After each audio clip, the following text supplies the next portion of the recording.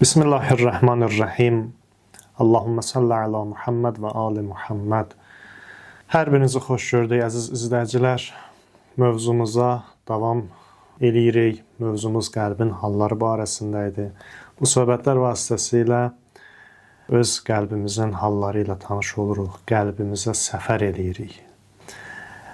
Müəyyən mövzulara toxunuruq, mənəvi mövzulara toxunuruq. Keçən söhbətimizdə bir sıra məsələlərə işarə elədik ki, insan qəlbindən müğayət olmalıdır. Qəlbin halı mühüm məsələdir. Allah üçün qəlbimizin halı mühüm məsələdir. Qəlbin halı nə vəziyyətdədirsə, ümumiyyətlə həyatımız, dünya və axirətimiz ona uyğun formalaşır. Ona görə də insan öz halından müğayət olmalıdır, öz halını qoruyub saxlamalıdır və daim müsbət bir halda olmalıyıq. Qəlbin belə bir xüsusiyyəti var ki, qəlb dəyişən bir biçimdədir. Qəlb Allahın əlindədir. Dualarda da oxuyuruq, məşhur Qəriq duasındakı var. Ya Rəhman, Ya Rəhim, Ya Allahu, Ya Rəhman, Ya Rəhim, Ya Muqallibəl Qulub. Ey qəlbləri çevirən, qəlbləri dəyişən, Səbbit qəlbi əla dinik, qəlbimi öz dinində sabit elə. Görürük ki, Allah qəlbləri dəyişir. Ona görə də insan belə halda olmalıdır ki, belə bir şərait yaratmalıdır ki, qəlbi daim müsbətə doğru dəyişsin. İnsanın qəlbi yaxşılıqlara doğru meyilli olsun, yaxşılığa meyilli olsun. Yaxşılıqla insanın qəlbi arasında o bağ heç vaxt itməsin. İnsanın dəyişməsi qəlbindən başlayır. İnsan ilk öncə oturub düşünməlidir. Əgər hərəkətə başlayırsa, insan daim hərəkətdədir, bunu bilirik. İstənilən bir işə, istənilən bir əmələ başlayırsa, hərəkət yaranırsa insanda, insan oturub bunu düşünməlidir ki, mən bu işə başlayıram və bu iş mənim şəxsiyyətimi formalaşdırır, mənim qəlbimin halında təsir qoyacaq, mənim halımda, əhvalımda təsir qoyacaq, mənim daxili dünyamın vəziyyətində təsir qoyacaq. İnsan bunu daim diqqətdə saxlamalıdır. Qəlb dedi ki, Allahın əlindədir və Allah qəlbi dəyişə bilir. Ona görə də Allaha dua etməlidir insan bu işdə, bu məsələdə ki, İlahi, daim qəlbimi özün yaxşılıqlara doğru meyilli et, qəlbimi müsbət hala dəyiş, yaxşı hala dəyiş. İnsanın xoşbəxtliyi, baxın, və bədbəxtliyi qəlbinin halından başlayır. Qəlb yaradılış baxımından, hədislərdə bax, bu cür qeyd olunur. İnsanın qəlbi yaradılış baxımından paçdır, təmizdir və ağ vərəq kimidir. Hər bir mənfi hal, hər bir günah iş həmin o qəlbi, paç qəlbi ləkələyir, onu çirkləndirir. Ona görə də tövbə də eləsən belə, o günah bağışlansa da müəyyən ləkələr, izlər insanın qəlbində qalır. Ona görə də qəlbdən müğayət olmalısan, qəlbin hallarından müğayət olmalısan ki, insan bacardığı qədər çalışmalıdır ki, o qəlbə az ləkə düşsün. Çünki onu təmizləmək də çətin məsələdir. İnsan nə qədər gözəl tövbə etməlidir, xalis tövbə etməlidir ki, günahın ləkələri insanın qəlbindən silinsin, təmizlənsin və paçlansın. Peyğəmbərlər də gəlib ki, insanı bu məsələlərdən agah eləsinlər. İnsanı özü ilə tanış eləsinlər, öz qəlbi ilə tanış eləsinlər və insan bunu dərk eləsin, bunu başa düşsün ki, bu qəlbi öz başına qoymaq olmaz. Qəlbi öz başına qoysan, ora lazımsız işlər, düşüncələr yol tapacaq, insanın qəlbini zəbt eləyəcək. Bilirsiniz, günahlardan qorunmaq niyə bu qədər təkid olunub? Çünki günahlar, hər bir günah, hər bir günah, iş gəlir insanın qəlbin bir cür məşğul eləyir. Gəlir hərəsi özünə məxsus şəkildə qəlbi çirkləndirir.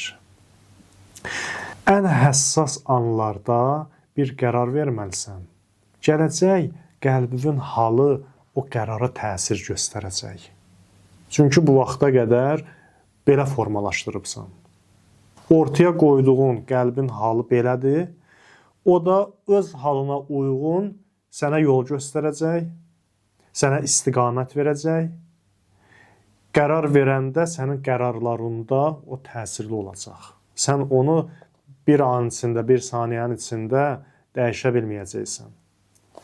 Qəlbi hansı vəziyyətə gətiribsənsə, qərarlarında, işlərində, atdığın addımlarda o öz təsirini göstərəcək. Maraqlı bir hadisə var. Məsələn, bunu misal çəkə bilərik də. Həzrət Peyğəmbər dönəmində bir neçə məşhur döyüşlər olub. Onlardan biri də Ühud döyüşüdür. Müsəlmanlarla müşriklər arasında olan döyüşdür. Həzrət Peyğəmbər döyüş başlamazdan əvvəl 50 nəfər ox atanı qoyur Eyneyn təpəsinin üzərində yerləşdirir. Müsəlmanlar da qalib gəldilər həmin döyüşdə. Qalib gələcəklər və artıq döyüşün taleyi həll olur. Müsəlmanlar qalib gəliblər, döyüşün taleyi artıq bəlli oldu. Sağ qalan müşriklər qaçıb canlarını qurtarırlar. Həzrət Peyğəmbər ki, o təpənin başında 50 nəfər oxçu qoyub, həmin o 50 nəfərə belə bir göstəriş vermişdi ki, istər qalib gələk, istər məğlub olaq, heç bir halda oranı tərk eləməyin. Müsəlmanlar qalib gəliblər və qənimətləri yığırlar. Döyüş qənimətlərini yığırlar. Baxdı həmin o oxçulardan çox hissəsi. Tarixdə var ki, 10 nəfər qaldı, qalan 40 nəfəri tərk elədi oranı. Gördülər ki, müsəlmanlar qalib gəliblər və qənimətləri yığırlar, qənimətləri toplamaqla məşğuldular. Bunlar mövqelərini tərk elədilər və dedilər ki, biz də gedək qənimət yığaq. Bunlar hələ başa düşmürlər ki, bu dəstənin başçısı Həzrət Peyğəmbərdir. Həzrət Peyğəmbər heç vaxt sizi həmin o qənimətlərdən məhrum eləməz. Sizi ora təyin eləyibsə, sizin də payınızı mütləq şəkildə ayırıb verəcək sizə. Bu belə deyil ki, Peyğəmbərin idarə elədiyi cəmiyyətdə kimin əlindən nə keçdisə, onu da götürəcək və biri az, biri çox, kimə nə qədər çatdı, çatdı. Bu belə deyil. Bunlar hələ Həzrət Peyğəmbəri, onun gətirdiyi bu düzəni başa düşməyiblər. Ədalət düzəni başa düşməyiblər. Ona görə də əksəriyyəti 40 nəfəri tərk eləyir o mövqelərin, gəlirlər qənimət toplamağa, qənimət yığmağa. Xalid ibn Vəlid öz dəstəsi ilə həmin o dağın arxa tərəfindən fırlanır, gəlir. Onları da öldürür, o yerdə qalan 10 nəfəri də. Sonra yenidən müsəlmanlara hücum olunur. Müsəlmanlar ağır hücuma məruz qalırlar və döyüşün taleyi dəyişir. Həzrət Peyğəmbər orada şiddətli şəkildə yaralanır, ağır şəkildə yaralanır və müsəlmanların vəziyyəti çox pis olur. Baxın, həmin o şəxsləri Peyğəmbərin əmrindən çıxmağa nə sövq elədi? Peyğəmbərin əmrindən çıxmağa sövq eləyən o idi ki, onlar qəlbən islah olmamışdılar. Onların qəlbləri başqa şeylərə meyilli idi. Həlledici zaman gələndə Həzrət Peyğəmbərin əmri ilə dünya sevgisi, dünya malına olan sevgi, bağlılıq üz-üzə gələndə onların dünyası üstün gəldi və Peyğəmbərin əmrin ayaq altına qoydular. Peyğəmbərin əmrindən çıxdılar. Baxın, bu həmin anda olan bir hadisə deyil deyə ki, həmin anda bir neçə dəqiqənin içində bu baş verdi, yox. həmin o şəxslərin həmin vaxta qədər, o Uhud döyüşünə qədər qəlblərinin vəziyyəti, qəlblərinin halı necə idisə, hansı keyfiyyətdə idisə, o şəkildə gəlmişdilər və ona uyğun əməl elədilər. Baxın, məsələ budur. Məsələ bax budur. Sən özünü hələ islah eləməyibsən. Özünü islah etməyibsənsə, həlledici zaman gələndə sən nəfslə mübarizə apara bilməyəcəksən. Belə fikirləşmə ki, mən bu günləri bu günahı eləyim, bu işi görüm, özümdən arxayınam. Mən mümkün deyil ki, İmam Hüseynin əmrindən çıxım, Peyğəmbərin əmrindən çıxım. Mən özümə arxayınam. Eybi yoxdur, bu günahları da eləyirəm, bu işləri görürəm, amma özümdən arxayınam ki, mən Peyğəmbərin əmrindən çıxmaram. Belə deyil. Belə deyil. Sənin öz əlində olmur artıq. Qəlbin halı nə vəziyyətdədirsə, qəlbi hansı qəlbə salıbsansa, hansı formaya salıbsansa, hansı haldadırsa qəlbin, ona uyğun əməl eləyəcəksən.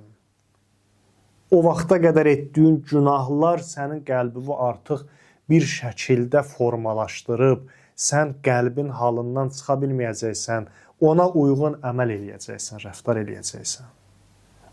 Ona görə yeri gələndə Peyğəmbərin də əmrindən asanlıqla çıxacaqsan. Çünki qəlbi viran eləyibsən. Qəlb sənə həqiqəti göstərə bilməyəcək, gücü çatmayacaq. Çünki qəlbin o nurunun qarşısını alıbsan sən. Qəlbin halından, çünki sən Uhud döyüşünə qədər sən qəlbinin halından müğayət deyildin. Sən başa düşməmişdin. Ona görə də Peyğəmbərlər də gəlib ki, insanları agah eləsinlər.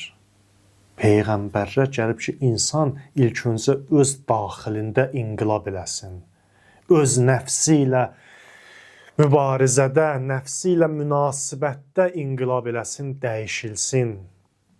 Peyğəmbərlərin ona görə də Allah övliyalarının işi budur ki, gəlsinlər, insanı dəyişsinlər. İnsan yetişdirsinlər. Çünki bilirlər, insan dəyişməsə, zahirdə nə qədər dəyişiklik yaradırsan, yarad. Zahiri aləmi, dünyanı nə qədər dəyişirsən, dəyiş, xeyri yoxdur. İnsan özü dəyişməlidir ilk öncə. Dəyişiklik insanın daxilindən baş verməlidir. Və bu istiqamətdə insan daim hərəkətdə olmalıdır. İnsanın böyüklüyü, əzəməti qəlbinin halı ilə ölçülür. İnsanın elmi ilə, savadı ilə ölçülmür. Elm də burada önəmlidir o qədər də. İnsanın əzəməti onun bəsirətindədir, qəlbinin halındadır.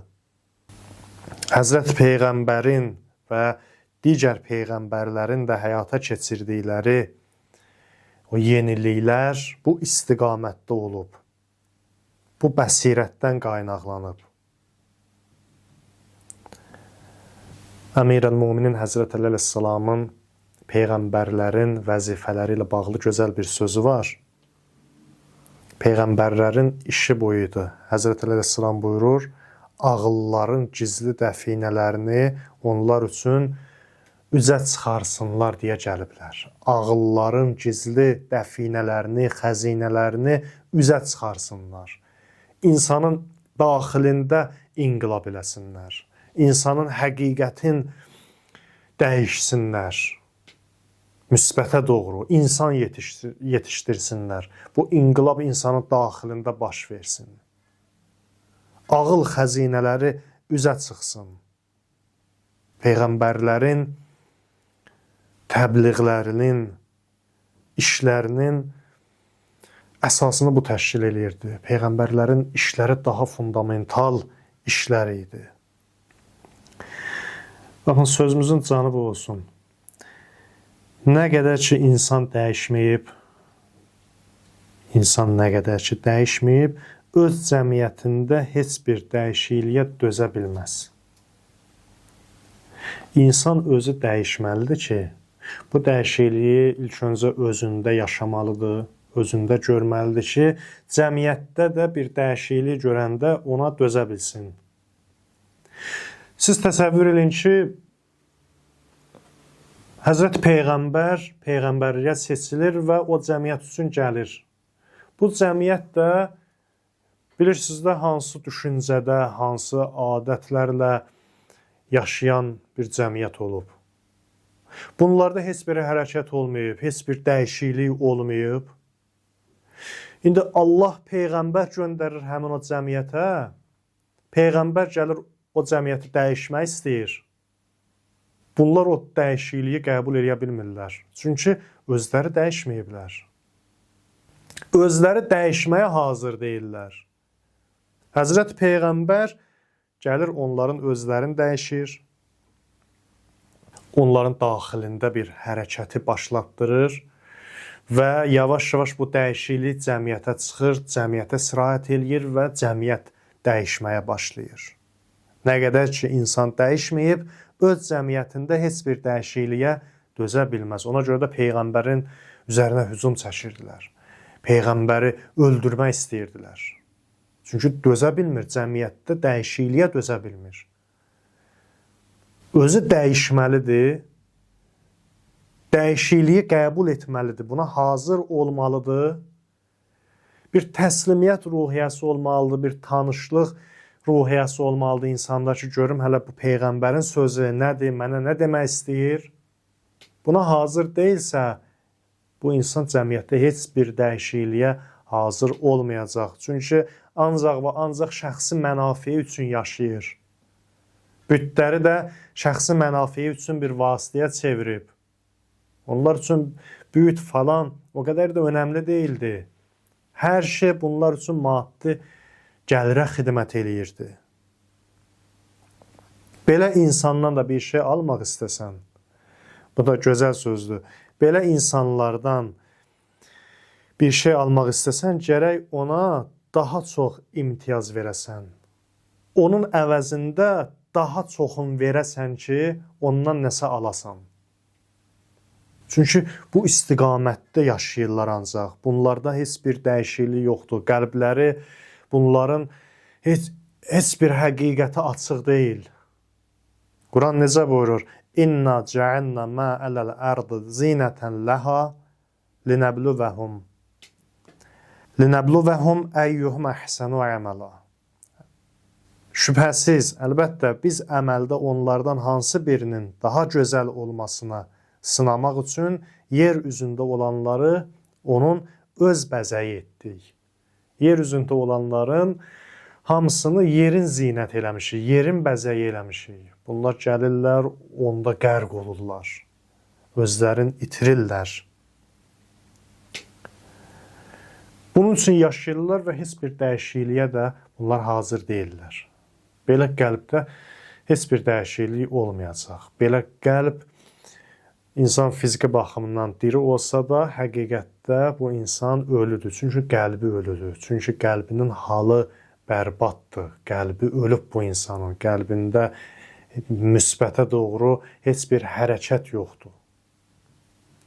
Belə olanda insan Allahla da mübarizə aparacaq, Peyğəmbərlə də mübarizə aparacaq, Peyğəmbərləri rahat şəkildə öldürəcək, imamı rahat şəkildə öldürəcək. Çünki qəlbin halı virandır, qəlb napaçdır. Qəlbdə təmizlik yoxdur, qəlbdə dəyişiklik yoxdur. Və Allah da din göndərib, Peyğəmbərləri göndərib ki, insanın qəlbi dəyişsin, qəlb baxımından insan islah olsun. Bu söhbətlər vasitəsilə biz yavaş-yavaş qəlbimizə diqqət eləyək. Qəlbimizin hallarına diqqət eləyək, görə bizim qəlbimiz nələrə meyillidir, nələrdən sevinir, xoşhal olur, nələrdən narahat olur. Bu söhbətlər vasitəsilə bir qəlbimizə səfər eləyək, qəlbimizin halları ilə tanış olaq ki, inşallah növbəti söhbətlərimizdə də mövzu inşallah düşərik, qəlbimizə aid o halları, xüsusiyyətləri araşdırarıq, onlar haqqında danışarıq ki, bu xüsusiyyətlər niyə bizdə var və yaxud da yoxdursa da niyə yoxdur, varsa niyə az var, niyə əhəmiyyət vermirik, niyə onlar bizdən daha gözəl şəkildə zahir olmur, üzə çıxmır. Bu söhbətlərimizdə bu mövzular haqqında danışacağıq. Allah bizləri bu işdə müvəffəq eləsin və qəlbimizin halını daim gözəl hala dəyişsin. Bugünkü söhbətimiz də bu qədər. Növbəti söhbətlərdə görüşənədək sağ olun, salamat qalın.